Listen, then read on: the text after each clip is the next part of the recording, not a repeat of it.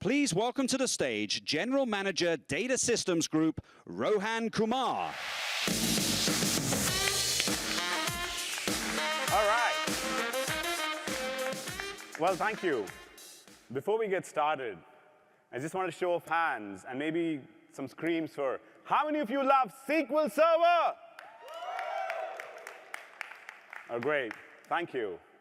So welcome to Microsoft Ignite and the Microsoft Data Estate. My name is Rohan Kumar, and I'm the General Manager of the Database Systems Group.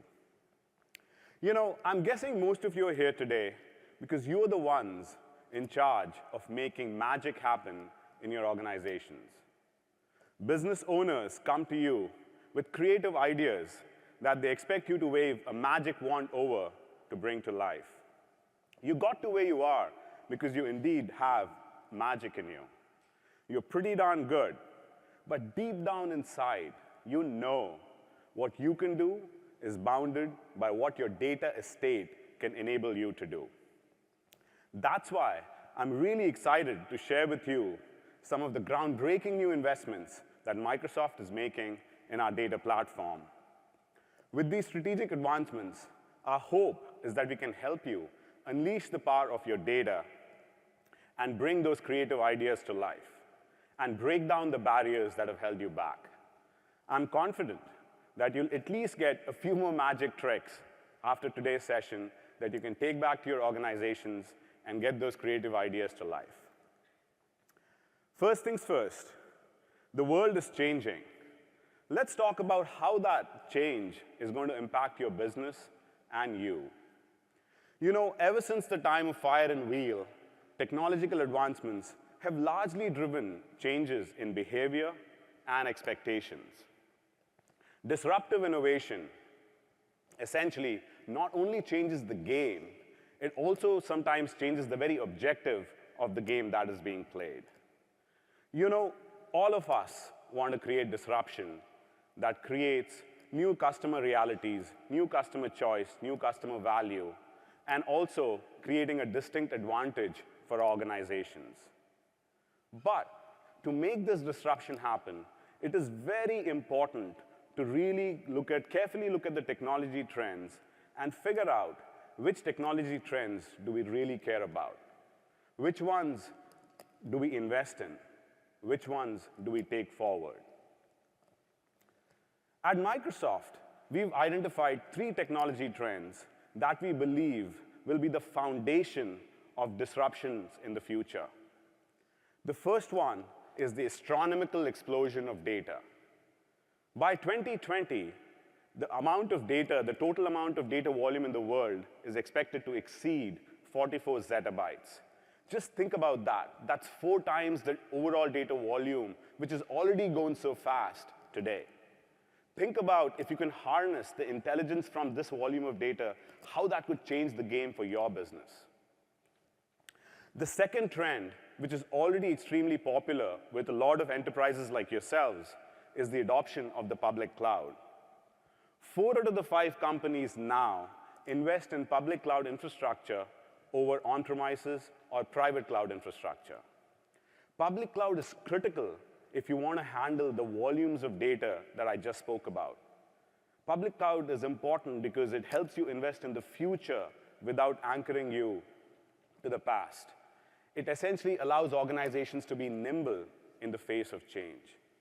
And finally, the third major trend that we believe is going to help or create disruptions in business models and organizations is artificial intelligence. AI is no longer just a buzzword, but a boardroom word. A lot of the boardroom conversations go as follows. How do we leverage AI? What can it do for us? How do we make the most of it?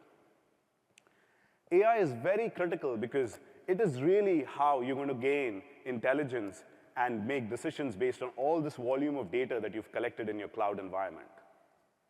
It is not just a passing phase. It's really the fundamental pillar on which we will see organizations build long-term business success. Well, so you must be thinking, enough of theory. How does this all work? What we believe is it's not cloud, AI, and the astronomical explosion of data is not just a list of line items that you go by one at a time. truly, if you think about digital transformations that organizations need to go through, it's really about the three of them working fluidly and working well together in support of the business. That's what we really believe. Now let's take a look at some facts. Organizations that harness data and cloud and AI outperform.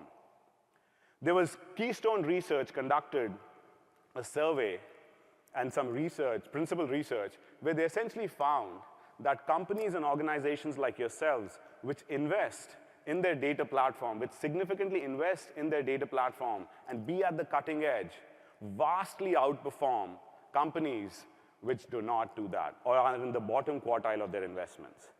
For example, the ones in the top are nearly doubling their operating margin and have hundreds of millions of dollars of additional revenue. This is just through research. Now, investments in the data platform by themselves don't produce revenue. They lead to innovation, which will help drive revenue and profitability. Which leads me to my second point, that companies who invest in the cloud, the companies who invest in managing their data, and companies who invest in harnessing intelligence through AI will out-innovate their competition. We've seen this with 3 companies who've bet on the Azure data platform. Some of you may have heard of Jet.com. It's an online marketplace that's significantly disrupting the retail market by essentially providing value in real time, by doing a lot of intelligent analysis and providing value to their customers in real time, and this value essentially saving them hundreds and thousands of dollars. So that's really the disruption they're creating, again, by betting on cloud, AI, and data. DocuSign is changing the game in their field. You know, legal contracts that would take months to go through all the paperwork and bureaucracy now finish within hours by people just sitting in front of their computers. Just think about that. Just think about the possibility of the efficiencies such innovations create. That's what DocuSign's doing. And finally, Honeywell essentially has removed the term home out of the home automation. They've built this IoT app which allows their consumers to control their temperature from wherever they are, their home temperature. That's just the start. Look at where they're going to go with their IoT app. And the app also sort of collects a lot of good information and sends it back to Honeywell that they can look at to improve their experiences for their consumers. Now, all these 3 companies which are disrupting their businesses essentially have bet on the cutting-edge Microsoft data platform, both in the public cloud and on-prem. Which brings me to my final point. All the companies who out-innovate and outperform rely on a modern data estate. This is extremely critical. Now, you may be asking, what is the modern data estate? The modern data estate essentially is a very, very simple concept. It essentially allows data to be accepted from any source, whether it's structured, unstructured, IoT, sensor, big data, small, doesn't matter. It's basically super easy. It just accepts data from any source. The other thing, it functions across on-premises and the public cloud to create a truly hybrid estate that essentially hides all the differences from the application and the infrastructure management. Just by a show of hands, how many of you think you are all in the public cloud and have nothing on-prem? 0. How many of you believe you're going to have a hybrid estate where you're going to have some data on-prem, maybe some data in the public cloud, and you expect the modern data estate that you bet on to actually handle that very gracefully and very efficiently? Almost all of you. And that proves the point. Hybrid, we deeply believe, and we've always believed this in Azure and Microsoft Data Platform, is the way of the future. And finally, the modern data estate offers exactly what you need. It offers operational databases, both relational, non-relational, multimodal. They offer data warehouses. They offer data lakes. And finally, they offer data integration pipelines that seamlessly stitch all these things together where you want it, when you want it, and as you want it. Now, at Microsoft, we also know that it's not just about creating great technology. It's actually really not about that. The main focus that we have as we are reimagining the modern data estate is really about taking the technology out of your way so you can intuitively use it to harness the value out of your data and create business value for your organization. That's the reason why we've taken on the challenge of reimagining the modern data estate. It's not just a bunch of isolated products and technologies that don't connect with each other anymore. For us, the modern data estate is really a design that seamlessly connects all the offerings, the operational databases, data warehouses, data lakes, data integration pipelines, both on-premise and in the public cloud, wherever you are, to create an experience for you which is magical. The three key principles that drive our innovation that we do in the modern data estate are the ability to reason over data anywhere. This is extremely critical. You know, all the AI, all the machine learning, all the intelligence has to work seamlessly across your applications wherever your data lives. It's not about all this has to only work in the public cloud, because that doesn't solve the problem for you. Your data is distributed everywhere, like we just said. And the way we are thinking about our modern data estate and the investments we make is really when you build an intelligent app, then the choice of deployment is really completely up to you. And the same code or the same engineering investments that you make are broadly applicable across the board with no changes. That's a key principle, being able to build intelligent apps that reason over data anywhere it lives. The second principle that we hold very dearly is the flexibility of choice. When we talk about choice, it's about choice of the infrastructure, the platform itself, whether you want to run on Windows, whether you want to run on Linux, you want to run on Docker, you want to orchestrate everything through Kubernetes, whatever, right? That flexibility of choice on an infrastructure is very important. The other part is flexibility of choice as it comes to the developer tools and languages. You know, if you're a .NET developer, great, we have a great offering for you.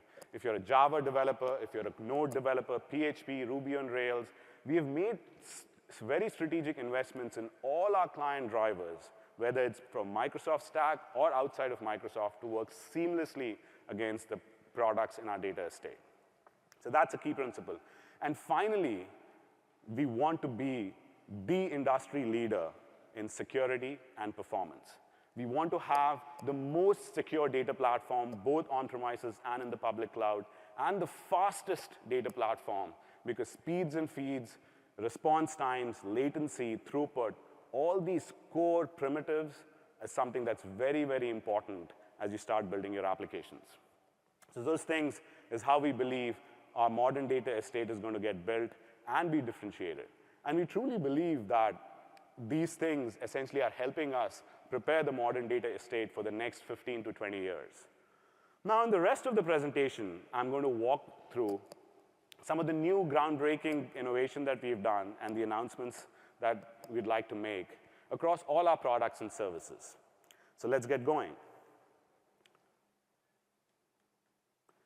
The first one, announcing, you heard this morning, Scott announced, SQL Server 2017 is now going to be generally available starting 2nd of October on Linux, on Docker, on Windows Server, orchestrated by Kubernetes and the choice that you have.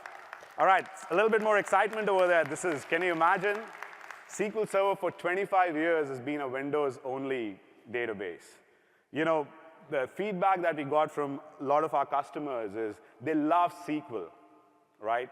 They love the fact that we've enabled lots and lots of programming languages, like I just said, Java, PHP, Node, et cetera, to work against SQL Server. The only thing that was limiting was the choice of the platform. And with SQL Server 2017, we've actually fixed that. Super excited. So now if you want to build an intelligent app, you have the choice of your language, you have the choice of your platform, and now you can pick your favorite database, SQL Server. That's fantastic. You know, the momentum in this release, if you guys remember, we made SQL Server 2016 generally available on June 1st, 2016. So it's been 15, 16 months since then. And for those of you who've been with us on the SQL Server journey for a while, this is the fastest major release that we've ever done.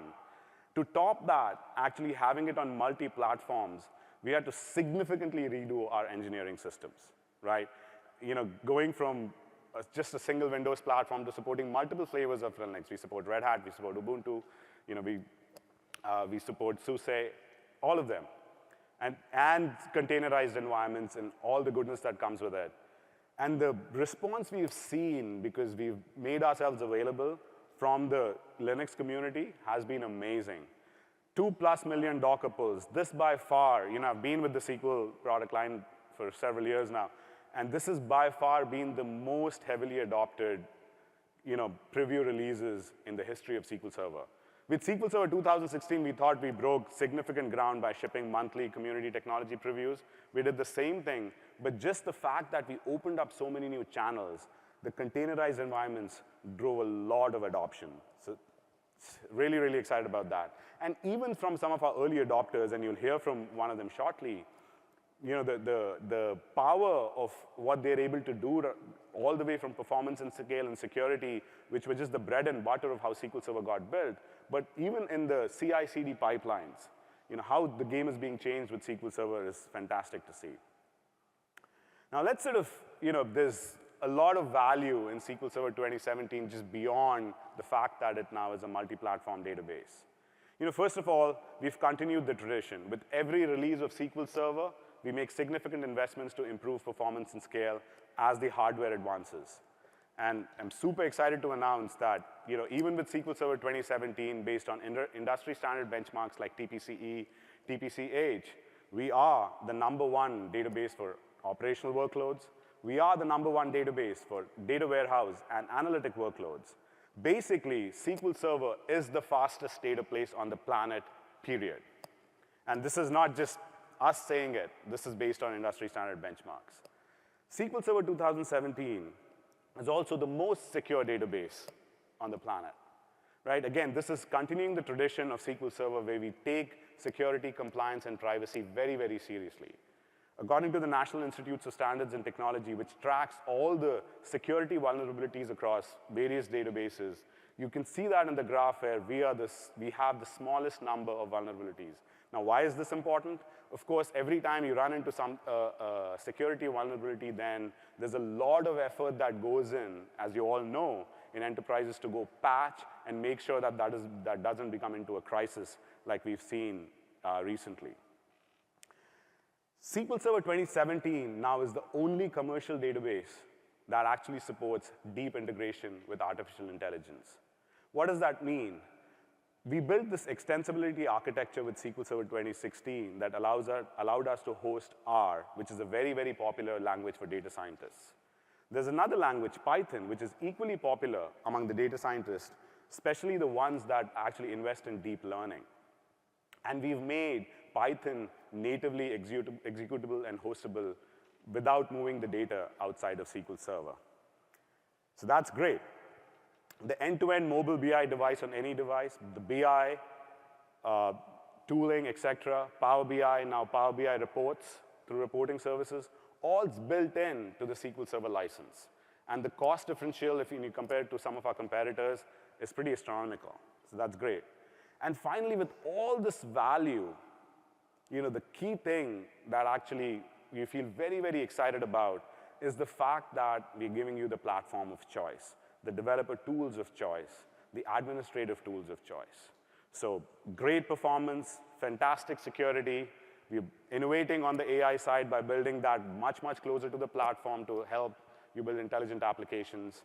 BI is included, on any device in the price that we sell SQL Server.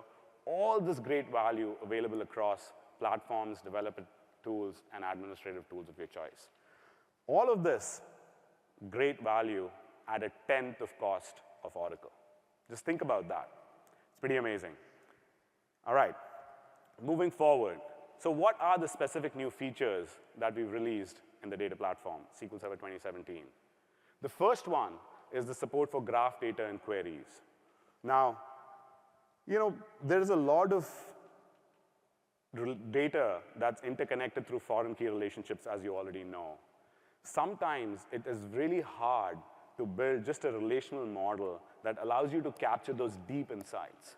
With graph data and queries, we've created language and query processing extensions that make it very easy, very intuitive for a developer to think about gaining insights out of these deep relationships. It could be CRM data, and you'll hear about that as well. And so we're very, very excited. This is the first step we've taken, and we believe it's a really solid one, which is enabling lots and lots of new scenarios for customers whose data is already inside SQL Server. So I encourage you to take a look at that. The other one, which I just spoke about, is advanced machine learning. We already had R, now we've added Python. Now, why is Python important? Right? Of course, it's a very popular language with the data scientists. But when you think about deep learning, part of the artificial intelligence, there is a lot of work being done by companies like Microsoft, Google, Facebook. Microsoft has this deep learning library called Cognitive Toolkit, or CNTK. Google has their own called TensorFlow, and Facebook has come up with its own called Caffe. The advantage with these libraries is they're optimized to run on GPUs, right? Their workloads essentially are optimized to do the processing on GPUs. Now, by enabling Python to natively run inside SQL Server, where you don't really have to move the data out, you can build all these deep learning applications by binding your Python libraries to these deep learning libraries from Microsoft, Google, Facebook, et cetera. There'll be a ton of innovation in this space, and we've built the infrastructure to enable you to build applications that takes advantage of it. That's amazing. And it's great for the data scientists and the data engineers because they don't have to remove the data outside of the database, which creates a lot of problems around compliance, security. The making decisions in real time becomes really hard if you have to move the data outside the database. So the extensibility architecture that we've built that enables Python is, again, it's pretty groundbreaking in terms of where we started. Now, you can imagine, as we sort of keep increasing the innovation over here, over the next 5 to 10 years, you can see a lot of disruption. But the good news is you've already bet on SQL, and we are building the platform for the future. It's fantastic. Native T-SQL scoring. Now, this is a really, really nice addition. So we released R with SQL Server 2016. And one of the things we've learned is we've observed our customers who are using this feature to figure out how to score in a highly performant manner. We've taken the most common cases of prediction, and instead of making them into R scripts, we've created T-SQL store procedures that can be called directly from the application. And you'll see that in one of the upcoming demos. So what that does is the scoring part, which essentially allows you to make the real-time decisions. Like, for example, Jet.com is scoring to figure out what they need to sort of offer their customers to reduce the cost. All that's going to happen in milliseconds. It significantly changes the game in terms of how real-time your app can be. And finally, adaptive query processing and automatic plan correction. How many of you have used the query data store feature in SQL Server 2016 to save your plans, execution plans? All right, I see a few hands. So this is a natural extension to that. So what we did with 2016 was essentially allowed you to save the plan. So if, for whatever reason, your schema changes happened, et cetera, and then your query performance degraded, then you could force the plan back. Now, we've essentially battle-tested this feature in Azure SQL Database, and I'll talk about that in a second. And now we feel confident where you can turn this feature on by default and say, anytime my query regresses, just force the previous execution plan that is stored in QDS. It's a great benefit if you're a database administrator. And finally, adaptive query processing. When we were discussing the slides, my buddy JG told me, man, maybe this audience is not that technical, so you should sort of be. So how many of you consider yourself to be technical people? See, JG, there are a lot of people, so let me go into the details. So, all major databases have essentially a cost-based optimizer. So what that means is whenever there's a decision to be made about generating the query plan, it looks at approximately how much I/O would need to happen, how much of the memory broker reservation would need to happen, cores, et cetera, to essentially make sure the optimal number of resources are reserved for the query. Sometimes the optimizer makes a mistake, but so far, it's never corrected itself. Even if it realizes that it has made a mistake, it's never corrected itself. And for the first time, we've taken the initial step where on the memory allocation, as the execution of the query proceeds, if the optimizer realizes that it had made a mistake, then it's able to adjust that. So now for very, very long-running data warehouse queries, this is a significant advantage, right? Where, we've seen where some of the queries have gone down from like 12 hours of execution time to 4 hours, right, because of the changes. And this is the first step we've taken towards making our query optimizer way more intelligent. As you can imagine, It's an area where we continue to invest in because as the data volumes grow, as SQL, the data platform, starts dealing with very, very large amounts of data with very distinct kinds of storage and I/O systems, persistent memory, et cetera, we will need to sort of add such intelligence where the query optimizer can correct if it realizes that some of the decisions it made were not ideal. So great, lots and lots of good new features. There's lots of little items that I haven't even spoken about. We've made good improvements to column store, language extensions, et cetera, and I encourage you to take a look at that. Let's, at this point, I'd like to play this video which talks about how one of the companies that we've partnered with, DVO1, realized how SQL Server running on Linux can benefit them given the challenges that they were facing. Can we please play the video, please? Bear Stearns shares are down 90% this morning, and it's not just Bear, pretty much every Working at Bear Stearns in 2008 during the mortgage meltdown was really an eye-opening experience for me because it was clear that even one of the largest investment banks at the time didn't have much transparency at all into how much they owned or even what those assets consisted of.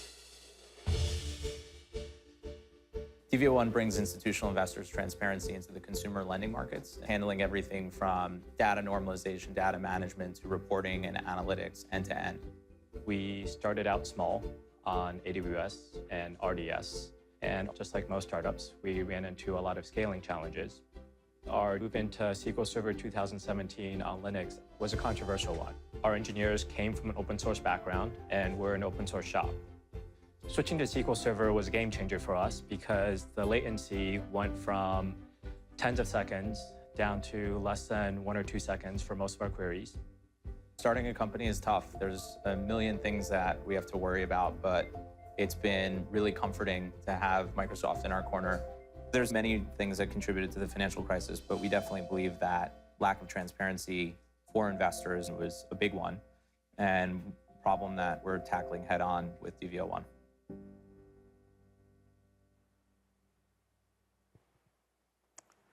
Thank you. Please join me in welcoming Dean Chen, VP of Engineering at DVO1. Welcome, Dean. Hey, so Dean, that was a great story. Can you tell us a little bit more about the problem you're trying to solve? Yeah, sure. So DVO1 works with some of the world's leading investment banks and hedge funds. We're doing our part to prevent the next financial crisis through advanced quantitative analytics and reporting. So our platform needs to be fast and scalable. We initially built our product off of Amazon Redshift and Postgres. However, we quickly realized that wasn't sustainable as our client base grew and as our queries became more complex. At one point, we were spending 70% of engineering time just optimizing or troubleshooting database queries. So this sounds like a real problem. How did moving to SQL Server help? Yeah, so after exploring a lot of analytical databases, we migrated to SQL Server 2016 on Azure virtual machines. SQL Server gave us the performance and scalability needed to handle our rapid growth, reducing those complex analytical queries from more than 30 seconds to just 1 to 2 seconds, and reducing data management overhead by 90%. So when Microsoft gave us a preview to 2017, our engineers were thrilled because they all come from a Linux and open source background, and SQL Server 2017 supports all of that. So today, I'm happy to tell you, Rohan, that we are in production with SQL Server 2017 running inside of Docker containers on Linux. Oh, perfect. So how did this change the experience for your developers? Yeah, so after we solved all of those performance and scalability challenges, we wanted to make the software development lifecycle seamless for our engineers, especially as we were ramping up hiring. With SQL Server containerization, we were able to unify and streamline our software development process from our engineers' local workstations to our continuous integration pipeline, and even in staging and production in Azure. Perfect. Do you want to show us with the demo? Yeah, so let me show you how easy it is to set up a new local development environment with Docker and SQL Server. Okay. So I'm just going to use git clone to copy our code base from the cloud. And once that's done, it's just as simple as calling Docker Compose up. So while this looks like a simple command, it's doing a lot. It's building and initializing containers for our entire production infrastructure, from our API servers to our web servers to our Redis cache, and including SQL Server. So just like that, I have our full production infrastructure running locally on my machine. So this is our web application, and you can see it running right here. Isn't that amazing? So let's take it one step further and make a database schema change, because SQL Server containerization technology makes that really easy, because we can just quickly spin up and tear down these virtualized SQL Server Dockerized containers. So I'm just going to open up the code I just pulled down, and just introduce a new migration script.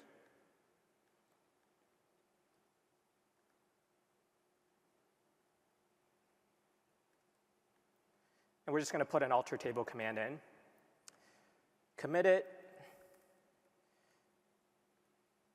and then push it back onto GitHub. And when I do that, it'll automatically trigger a run on CodeShip, which is our continuous integration pipeline, as you can see here. And if you just wait a moment, it'll start pulling down the Docker containers across the board, including the SQL Server Docker container from Microsoft's Docker Hub.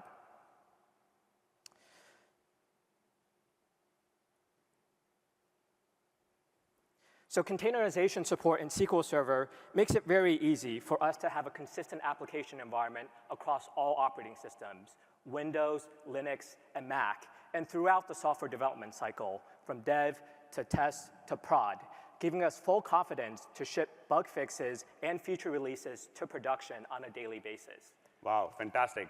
Thank you so much. Thanks for having me, Rohan. Thank you. So thank you, Dean. I mean, you saw how, who would have thought like an entire CI/CD pipeline could be automated, where changes like this, could be submitted to production directly with a lot of confidence, right? And this is some of the innovation that we've done in SQL Server 2017 by making it so compatible by running it in container environments has enabled them.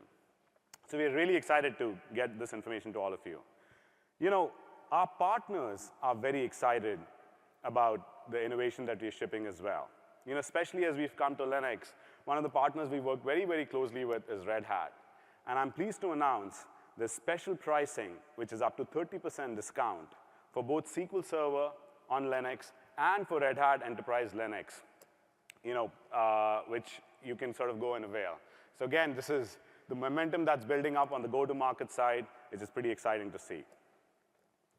All right, let's sort of shift gears for a second. At Microsoft, we understand that pace of innovation is incredibly important. And this is one of the reasons why we've significantly invested in this principle of cloud-first innovation, which for us has really, really changed the pace at which we're releasing new value on our public cloud. How else does this work? SQL Server, the RDBMS, the relational database system, and Azure SQL Database, which is our flagship PaaS service for running relational databases in Azure, share exactly the same code base.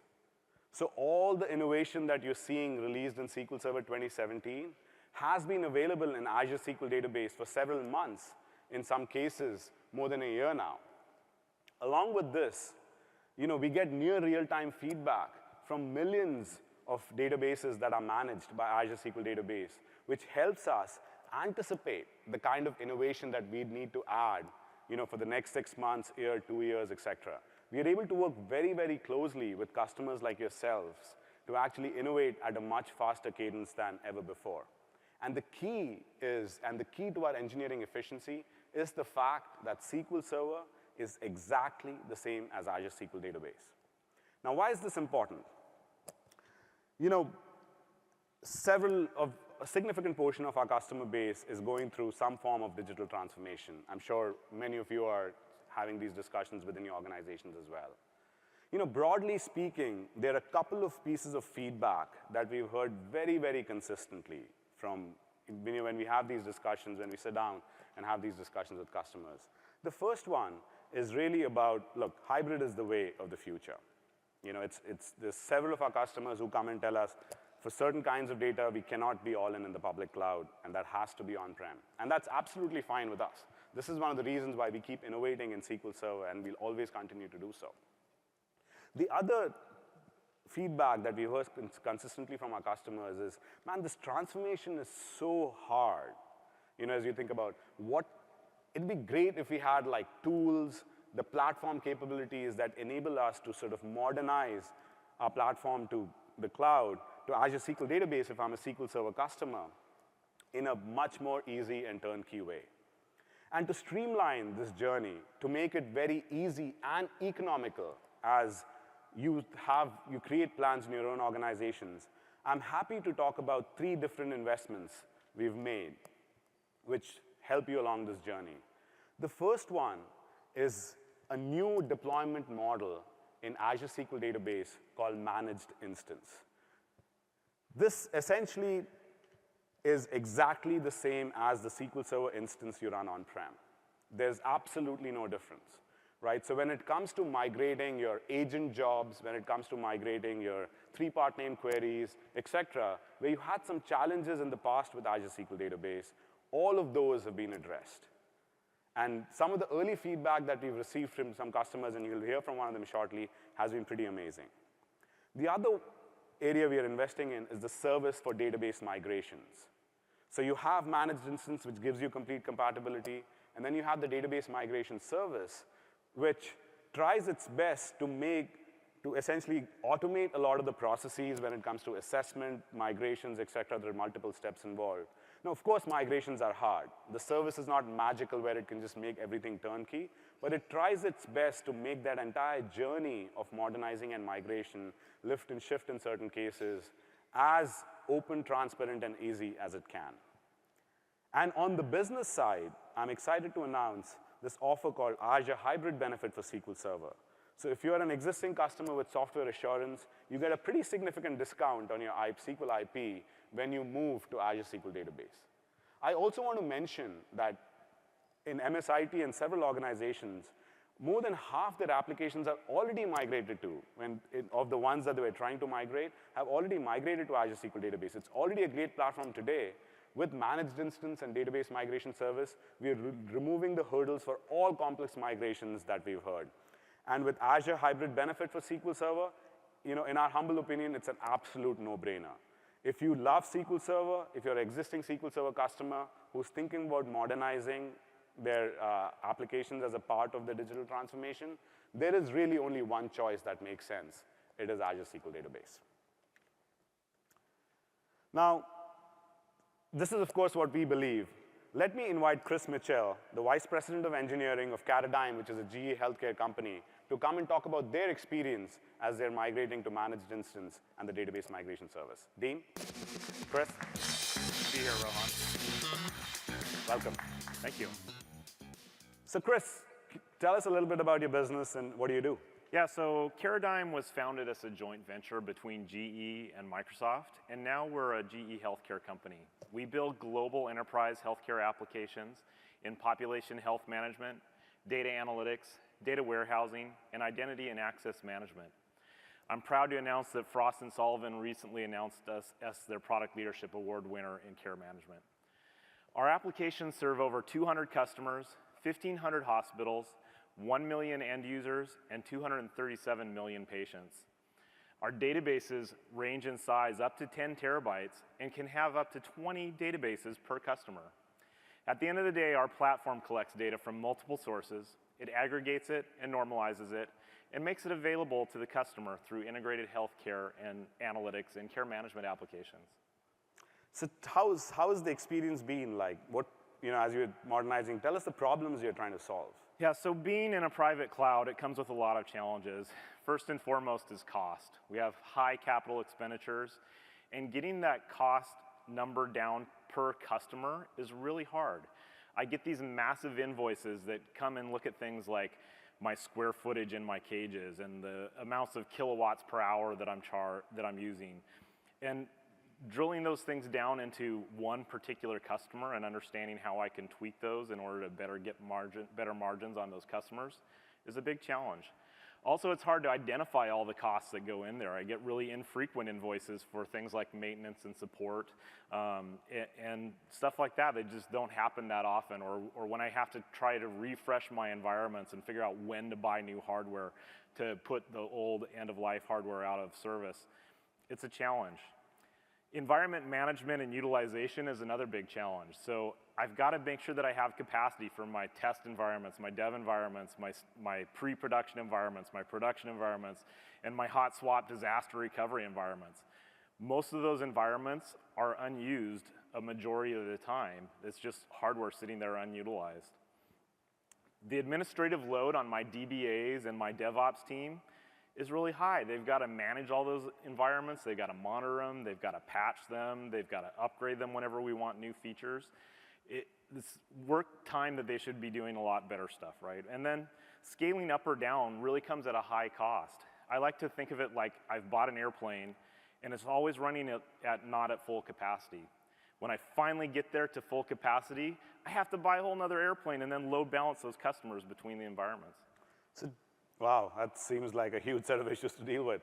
So tell us, how is it going with the managed instance preview and the database migration service preview so far? It's been really good, I think. So considering that we've been using pre-release software between two separate companies, it's with a managed service, it's been really successful. We've managed to get our data migrated with no problems at all.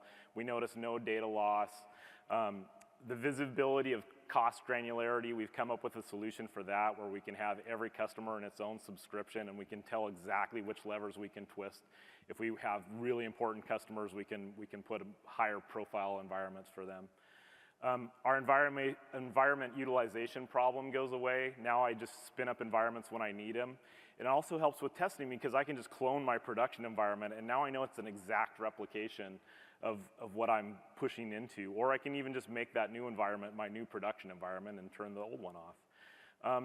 Ease of scale becomes a lot nicer. Now, if I have peak loads where I know I've just got a ton of data coming in and it comes in once a month or even once a year, I have to make sure that I've got that environment built to scale up for those peak load capacities.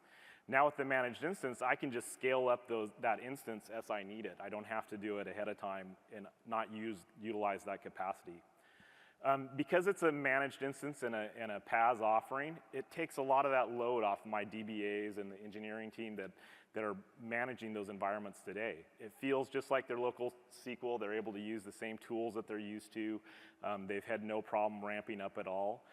They get the upgrades for free. They don't have to go and apply them to every single customer tenant environment. They just happen, right? And they don't have that patching problems anymore as well. And then finally, our costs go down sooner. Your guys' prices drop all the time. And when I have to see those cost savings on reduction in hardware or storage costs now, I have to wait for that moment when I'm ready to buy that new airplane. That's when I recognize them. Now I can see them month to month as you guys recognize them for us. Well, thank you so much for sharing your story. Really, really appreciate it. Thanks for having me. Thank you. As you heard, GE Healthcare is going through their own digital transformation, how they're able to save costs by modernizing their existing SQL Server applications to Azure SQL Database Managed Instance and using the database migration service. Fantastic. All right, so we've obviously made it easy, and we're going to continuously keep working on this part to make it even more simple. But Azure SQL Database is a lot more than just that. It's the platform to build your relational database applications for the future. It's really the intelligence database that we've built for the new app developers. The service itself learns and adapts. We basically collect about 700 terabytes of telemetry data and growing every day. And this feeds into our query intelligence patterns where we'll really look across all the millions of databases that we manage, every query that comes to see if it regressed and how can we make that better automatically. And that really helps in making sure that you always have the most highly performant application without any investment on the side of the application developer. It scales on the fly. You can scale up, you can scale down without any downtime. And this is very, very critical as you think about optimizing the costs of building the application with your relational database. We have this feature called Elastic Pools, which allows you to group a whole bunch of databases which have separate peak times to optimize costs in a very significant way. We have customers already today who are building SaaS applications which have saved thousands, hundreds and thousands of dollars a month just by doing that. It's a great platform to build multi-tenant SaaS applications, as it relates to the other two pillars on the slide, which is it works very well with your existing environment, your existing tools, whether you're on the Microsoft stack or on the non-Microsoft stack, like I said. And the reason for this is all the investments that we've made in the developer ecosystem, in the admin ecosystem with SQL Server, apply equally to Azure SQL Database. So it's a great, great platform to build multi-tenant SaaS apps. The other part is security isolation, which is something that we've very deeply invested in. It's deeply integrated with Azure Active Directory. All the security features, whether be it transparent data encryption, row-level security, always encrypted, et cetera, that we've added to the core SQL product are available in Azure SQL Database as well. On top of that, there is a neat feature that is available, some of you may have heard of it, called threat detection, which again, based on the machine learning models that we've created based on the telemetry data of access that we get, which allows us to predict when your database is under attack with a SQL injection or something else. And it helps us notify you immediately so you can take corrective action. So overall, we are building a system, again, on the same foundation of SQL Server, which is your platform for the future. So a few key announcements that I'm very excited to share. In the preview, we have vulnerability assessment for GDPR. GDPR, I can imagine, is on everyone's mind. SQL Server has great features already that's built in for preventing security breaches. One area that we were not that strong was actually doing the assessment, best practices for security.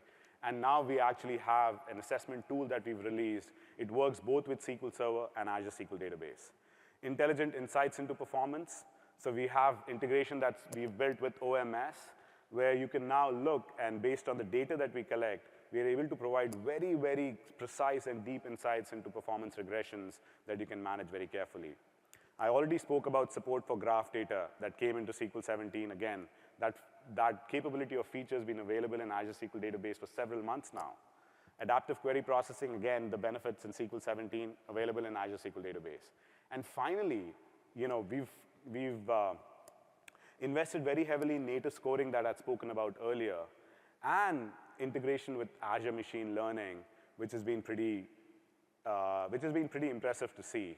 Now, this morning, you may have heard, if you attended Scott's keynote, he spoke about the Azure Machine Learning service, right? One of the things we are investing in, as a part of this whole making SQL Server a platform to build intelligent applications, is fantastic synergy between Azure Machine Learning and Azure SQL Database that enables data scientists, data engineers, and data developers who are building intelligent applications to very seamlessly collaborate with each other and produce great experiences for our customers. Now, to see how this works, let's look at a demo. Let me invite Sumit Kumar, who is a program manager in the Azure Machine Learning Services team. Thank you, Roy. Hello, everyone. Very excited to be here to talk about Azure Machine Learning and Azure SQL Database working together.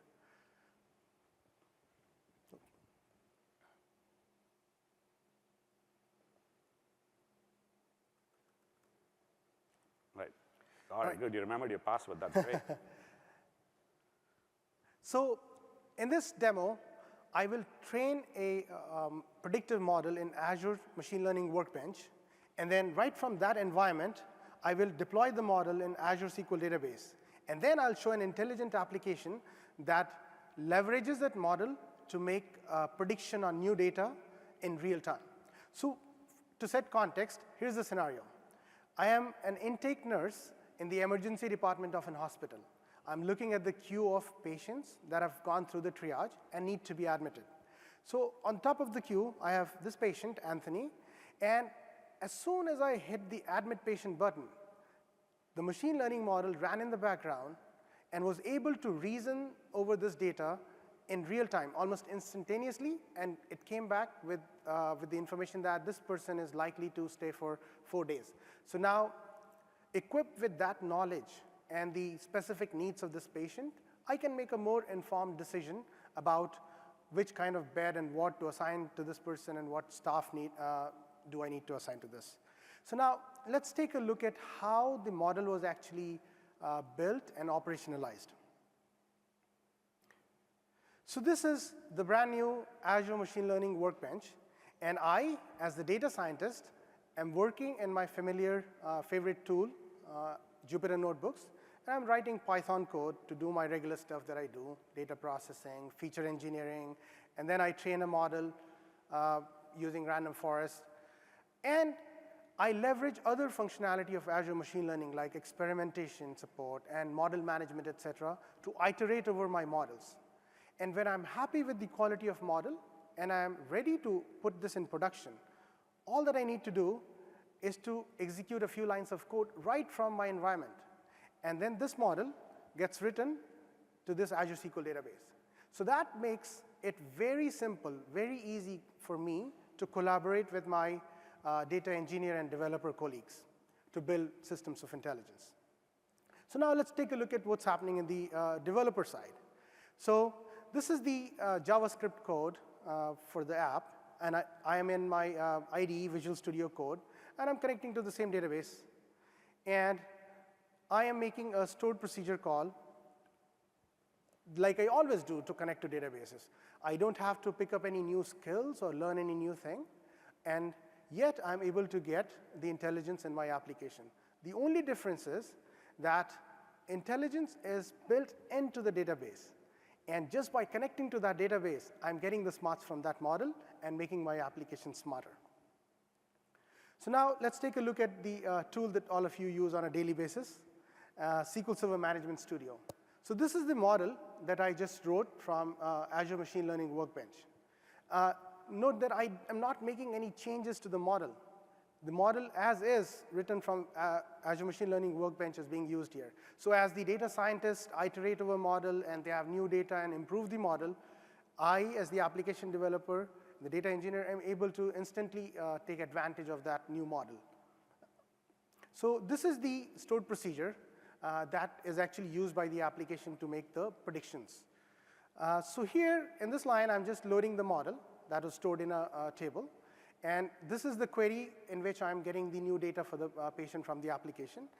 And in this one line, I'm using the new T-SQL predict verb to make real-time scoring of the, so basically to reason over the new data and make predictions.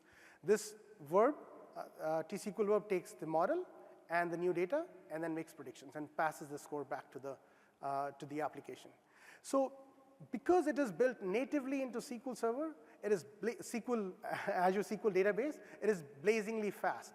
And I can get millisecond order of performance. So in this case, it took me a few milliseconds to score this row. So because of this performance, I'm able to then get the experiences like we just showed, almost instantaneously. Let me do it one more time, this one. And I admit this new patient, and I immediately got this thing again. So no other cloud database can score predictive models this fast. So hopefully, this gave you a sense of how Azure SQL database works with Azure Machine Learning and other tools to help teams of data scientists, data engineers, and developers work together and build smart experiences to help you guys. Thank you so much. Thank you, Sumit. Thank you. Well, I hope you saw, like as we're building multiple services in Azure, one of the things that we pay a lot of attention to is this deep, connection between services. And you'll see, one more coming up shortly. But it's, again, great to see that, all the value that we are adding to SQL Server is showing up in Azure SQL Database, and we're creating a platform for the future. The next, demo that I'd like to show you is support for graph data in Azure SQL Database and how that's helping Dynamics 365, which has made a huge bet. Dynamics 365 is an ISV that actually was built on SQL Server on their on-premise package. And as they did their digital transformation, they essentially created a SaaS service now that's taken a bet on Azure SQL Database.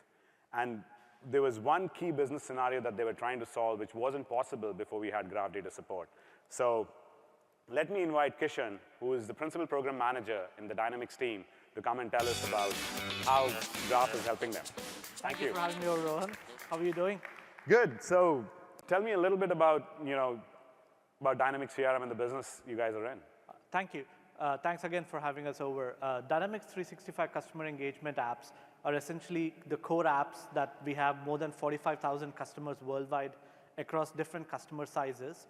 And these apps are used by our customers to kind of digitally transform their customer engagement processes. What that translates into is for them to provide unparalleled sales productivity and effectiveness, and to truly provide differentiated omnichannel customer service from call center to chat to bots to in-person field service, and to drive personalized engagement across different channels with their customers.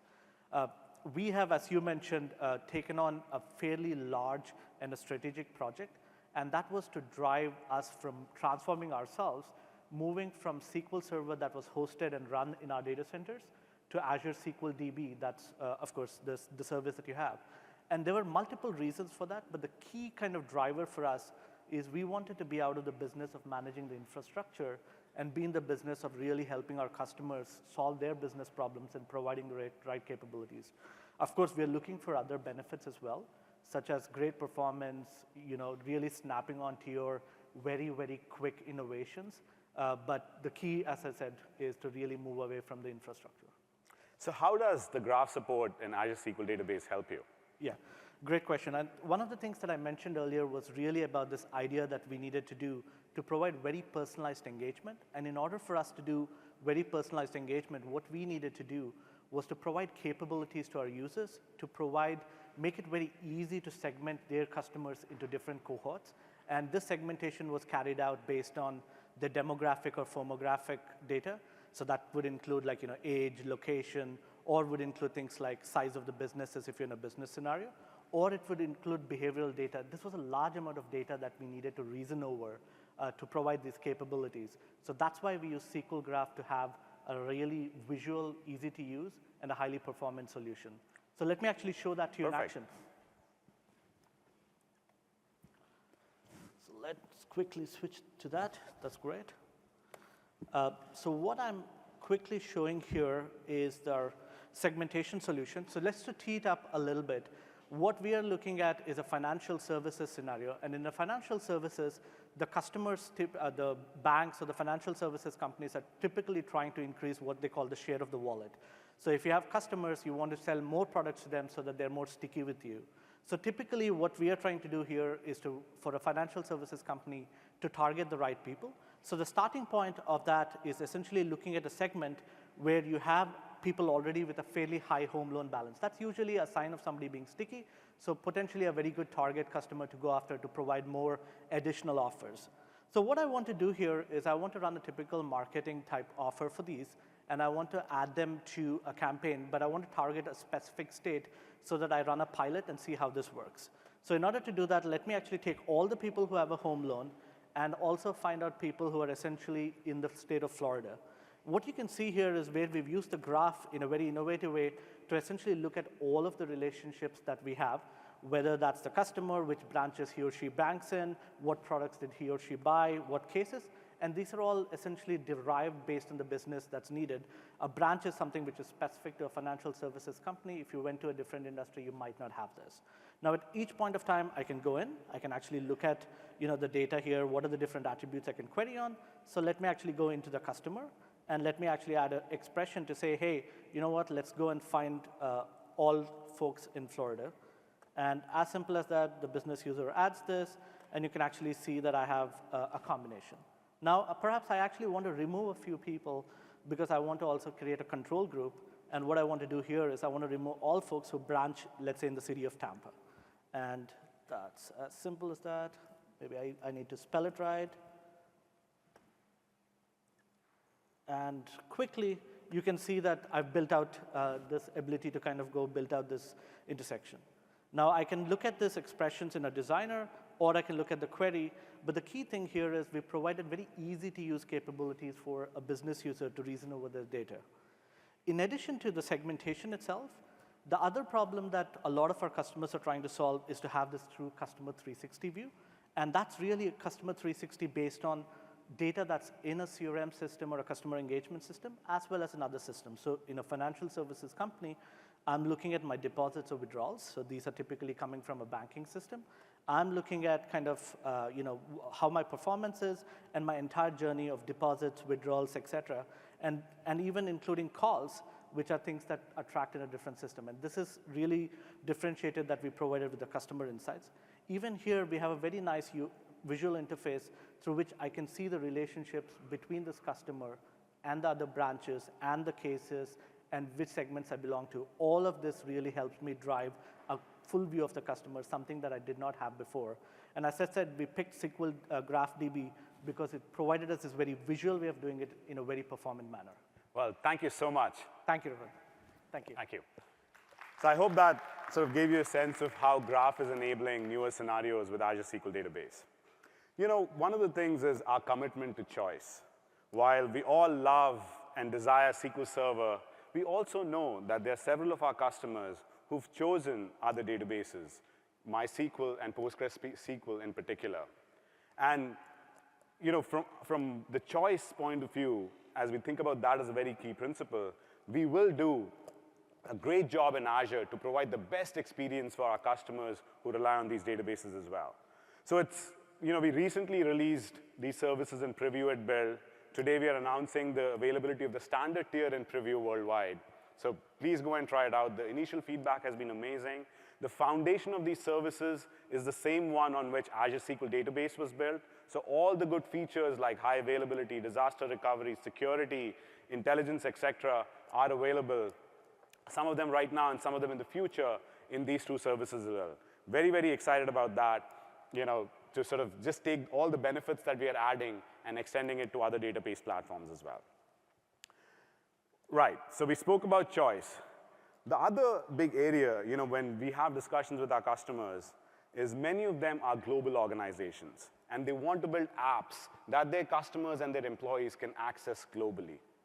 One of the challenges with several of the global database services is that they have to compromise, they have to trade off consistency, availability, and performance, right? One of these things has to be given. And that usually lands up creating a big challenge for customers because what they're really interested in is having all these three as they build their globally distributed app. Now, what if we had a database that could do it all? And I'm super excited to mention that Azure Cosmos DB essentially solves this problem for our customers. It's the first database on the planet that's been designed to be globally distributed from the ground up. It supports multi-model data with the favorite API of your choice, like you can see on the slide. It elastically scales storage and throughput. This is critical to achieve the cost benefits that you want at the performance and the low latency of your application. The separation of storage and throughput is very, very critical. It has multiple well-defined consistency levels, all the way from if you want to build a consistent app to if you want to build a social app which relaxes its consistency. It has millisecond latency at the 99th percentile and financially backed SLAs, which make it the best globally distributed platform to build such applications. The other thing I'm excited to announce is Azure Functions is now deeply integrated with Azure Cosmos DB. What this enables is event-driven, serverless, planet-scale applications to be built that essentially allow customers to access their rich data everywhere. Now, to see this in action, I want to invite Andrew Potts, a solutions architect from ASOS, who have taken a bet for their globally distributed app on Azure Cosmos DB and the functions integration. Andrew?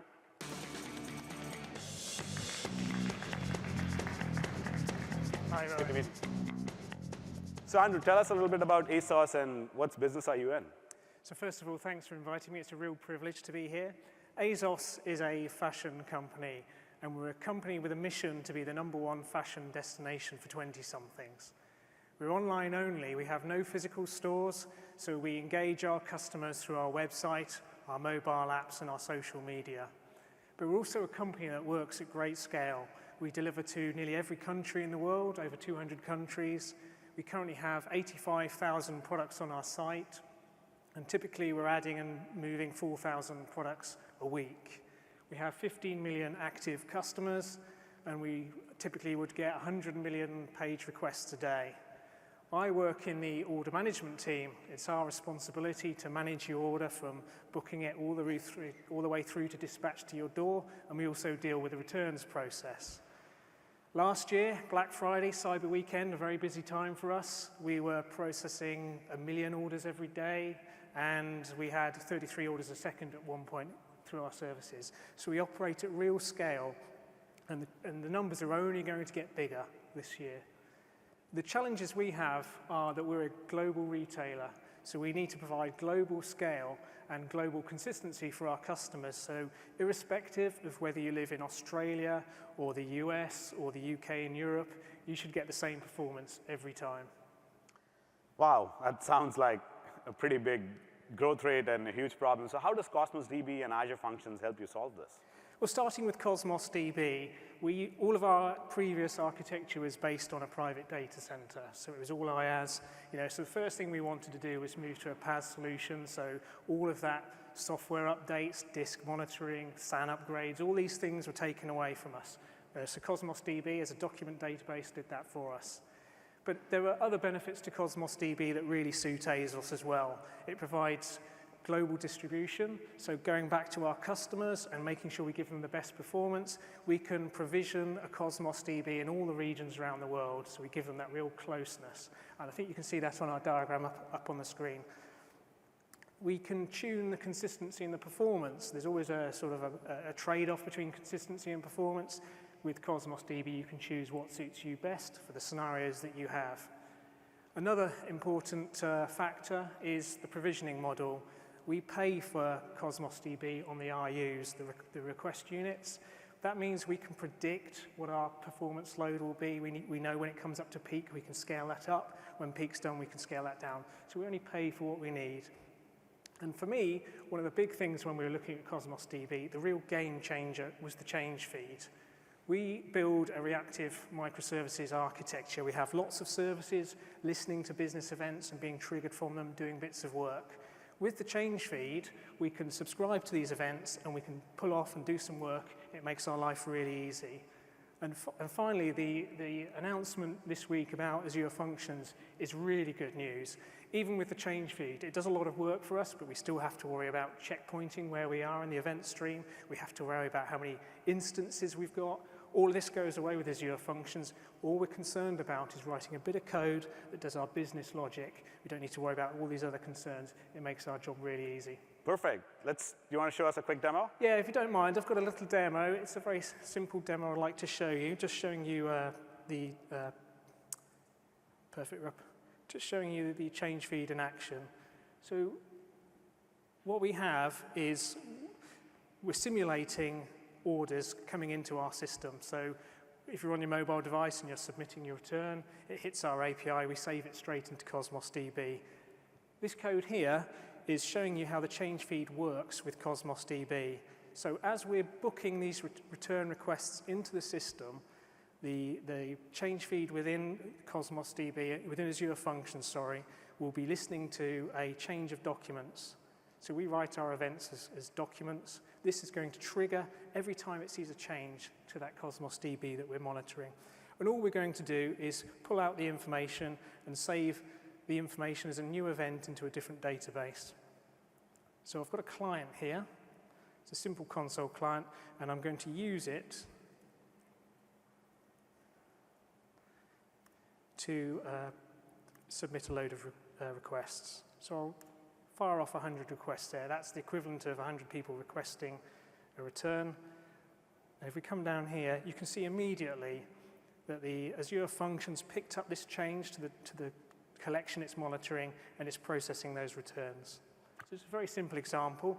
What I'd like to do is on Thursday, we've got a breakout session. We're going to go into greater detail, show some more code around Cosmos DB, the change feed, event sourcing, which is a pattern we use, and finally Azure Functions. Well, thank you so much. Thank you. Thank you. Well, you saw this. This is another great example of two Azure services coming together to provide customer value. Now, we've spoken about a lot of the operational databases. we have a great offering in Azure for analytics and big data. And this slide, it's a busy slide, but it captures the various stages of ingestion, storing of data, preparing and training the data, and serving, creating the model and serving for BI and analytics. And there's options that we have both from the open source side and the proprietary work that Microsoft has done in each of these. So let's quickly go. The first thing is we are announcing a new release of Azure Data Factory. Azure Data Factory is the one that's essentially used for ingesting data into our stores in Azure. It's been used by lots of customers, and we got some feedback that the time series-based limitation for triggers, for orchestration, et cetera, was not providing the right flexibility, so we've changed that with the new release. It has data movement connectors, 30 of them that are natively built in, and most importantly, it essentially allows you to use your existing SSIS packages to do data integration across on-premise and the cloud, or between Azure SQL databases and the VMs running SQL Server in the cloud by natively hosting these packages with no changes inside Azure Data Factory. So fantastic news there. The other open source offering that we have for managed Hadoop is Azure HD Insight, as you all may know. The two key announcements there is the interactive query using LLAP, again, which is an open source standard for interactive queries in Hadoop, is made generally available. The OMS integration with HD Insight to detect performance problems, operational issues, et cetera, is now available in public preview. It supports, support for open source big data frameworks like Kafka and Spark, which makes it a very, very compelling solution as compared to managing these Hadoop instances either on-prem or in a private IaaS cloud. And finally, I'm very, very excited to announce Azure SQL Data Warehouse has a new compute-optimized tier. You may know Azure SQL Data Warehouse has a petabyte scale, massively parallel processing architecture where we have, for analytics, where we essentially have separated compute and storage, where you can independently scale them. It's very cost-effective. It's a truly elastic cloud data warehouse because it allows you to completely pause your compute and not pay when you don't need it. It allows you to scale up and scale down within seconds. And one of the key pieces of feedback that we heard was for extremely large data volumes, customers wanted a solution where they could actually get very, very high performance out of the Azure SQL Data Warehouse. And this is where we are launching this support for compute-optimized workloads. Architecturally, what we've done is we are moving towards the Generation 5 hardware in Azure, which has more than several terabytes of local SSD data, which is connected through NVMe. Effectively means the I/O performance rates are extremely high locally. We are creating column segment caches on these nodes, and it allows us to essentially run big data analytics and Power BI integration, et cetera, on Azure SQL Data Warehouse significantly faster than ever before. And with the unlimited columnar storage that this cache helps us provide, we can write back data into Azure storage, which is not hot and accessible. So the cache essentially contains everything that's most relevant at that point in time. It's a durable cache as well, so in terms of failovers, it makes it persistent. All right. And finally, of course, you've processed your data in Azure SQL Data Warehouse, but you need to serve it for decision-making through Power BI. And Power BI is a tool that's already extremely popular in the enterprises. I'm sure most of you are using it. You may have missed the announcement that we released the Power BI report server, which allows you to run Power BI on premises for cases where, for security, compliance, et cetera, you cannot move the data to the cloud. It's a great benefit for existing SQL Server customers because it's a part of your license.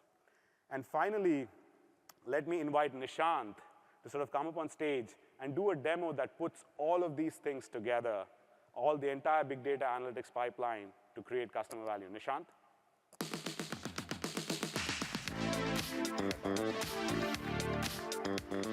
Awesome to be here. Of course, aren't we all excited about this big data and how it enriches our data warehouses and the rest of the data estate? Well, let's quickly dive in to see a demo over here. I'm going to dive into my app over here first. And as I see this, for worldwide importers who are a retail organization, they've created this snappy experience for me to look at. They've actually gone ahead and personalized this page to myself bringing in weather and social information and events data and all of that stuff. I'm just going to go ahead and select one of the shoes, and look at that. They even pinned up my social media and understood my color choices and optimized it to that over here. Now, I don't see $100 value in these shoes, so I'm just going to look at that a little further, but I think they're intelligent to determine that I'm hesitant over here, and in real time, they're even offering me promotions. What's more, they're offering me promotions to go pick up in store so that they can optimize their inventory. How about data warehousing coming together over here? Now, I'm excited about this. I'm just going to go ahead and do this and check it out using AI experiences built in as well. But this is the consumer experience and the snappiness and the enrichment of the data that's coming through. How about some of the business user experiences over here as well? Now, as we look at this, this is a Power BI dashboard embedded inside of one of their line of business applications. And you can see structured and unstructured data coming together. I can go ahead and look at sentiment by products. I'm looking at men's clothing, which has a very high positive sentiment, shown by that large green bar on that graph. Now, I want to see how I can convert that into more sales. So I'm going to dive into a campaign dashboard and see if I can launch a campaign. But which campaign to launch? Can I actually go ahead and get some machine learning inputs to that? Well, yes. Given the big data and the data warehousing environment, I can even go ahead and scroll to my recommended campaigns that's coming from machine learning. And I see here that it already identifies that men's clothing is one of those candidates. And if you offer 10%, you can get an 82% ROI coming back from it. Now, this is all good, but don't we want to look under the hood and see what made this possible? I'm going to go ahead and dive into the solution architecture of this entire application over here. There are three major components that I want to talk about. One is how all of the structured and unstructured data is being pulled into a data lake of sorts, in our case, Azure storage. Now, that pulling is actually happening using Azure Data Factory and the new benefits that we've just announced that Rohan mentioned. What's also important is it's humongous amounts of data, close to 450 terabytes. To compute upon it, you have those specialized analytical engines like Azure HD Insight, which leverages the best of open source analytics and Apache Spark in this case to go ahead and structure upon it, clean it, and curate it. But the best part, how you enrich your existing data warehousing with all of this curated data and put it into the massively parallel petabyte scale SQL data warehouse that we have. And the most interesting piece, it's all inside of Azure over here. You can see the resource group, you can see all of the assets, and you can dab into each one of them over there to see how they are performing and even scale it with the sliders. Over to Rohan. Well, thank you so much. Really appreciate you sort of coming and showing how our entire big data and analytics stack and pipelines stitch together to produce a great result. Well, thank you so much, Nishant. Thank you. Really appreciate it. There you saw the value of the big data pipeline that we have, ingesting data through ADF, landing in one of our data lake stores, HD Insight, processing it through Spark, and serving it into Power BI through our massively parallel Azure SQL data warehouse. It's a fantastic story. I hope that sort of gave you a good glimpse of all the innovation. There's a lot more that we couldn't cover today. We just sort of focused on the main points that we've added to the modern data estate on the Microsoft Data Platform. We truly believe that your innovation, speed, and agility will be gated by what you can do with your data. And this is where the modern data estate that you bet on becomes very, very critical. Satya and Scott this morning spoke about digital transformation and how that is going to make our lives better. It is going to create opportunities for everyone on the planet. At least that's what we hope happens. That's really at the core of the very mission of Microsoft. We believe, we in the data platform group at Microsoft believe that the data estate, which is built on the data platform of the tomorrow, essentially is at the very heart at the very core of this digital transformation. You all are the leaders of the data groups inside your organizations. You all have to lead and change the game. It is your time to lead. It is your time. Our promise to you is we'll always be standing behind you, supporting you, and rooting for your success. Thank you all for attending this session and knowing about the data platform. I hope you have a great week at Ignite. Thank you.